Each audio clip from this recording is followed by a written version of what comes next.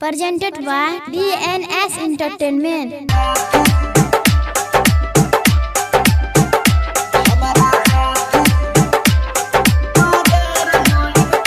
तोरा दुआरा पजहिया बारात आईता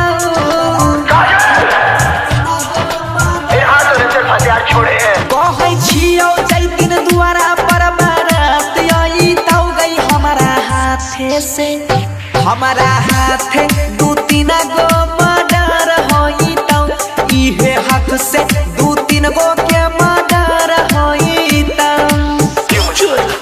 विकास क्यों बनाया मुझे ऐसा? क्यों दिखाई मुझे वो खुशियाँ वो प्यार ताकि आज तुम मुझसे कह सको कि वो सब झूठा। मटियार कला सीतामढ़ी मटियार कला सीतामढ़ी। पहिला निशानी अगुआ के खेल खत्म गई लोकनो बहिन चदपी कह तो भैरा नाम गई।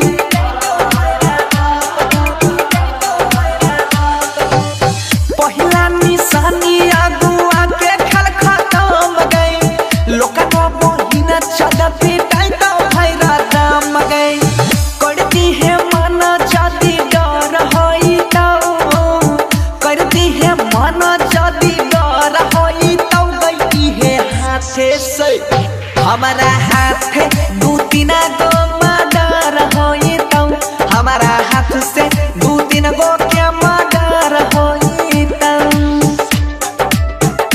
हमारा हाथ दू तीन गो मर्डर होई तो JK Yadav Films.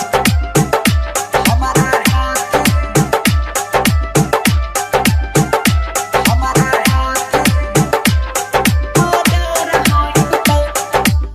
क्रिया तो हर दूल हक जान ले दोसर के घर है गई बसैले न देव। सबसे पहले आती उसकी उठेगी उसके साथ में चेहरा होगा क्रिया तो हर दूल हक जान ले दोसर के घर है गई बसैले न देव। चर्चाई गाँव में घरे घर होई तो बंसी के जहिया खबर होई तो गई है हाथे से इहे हाथे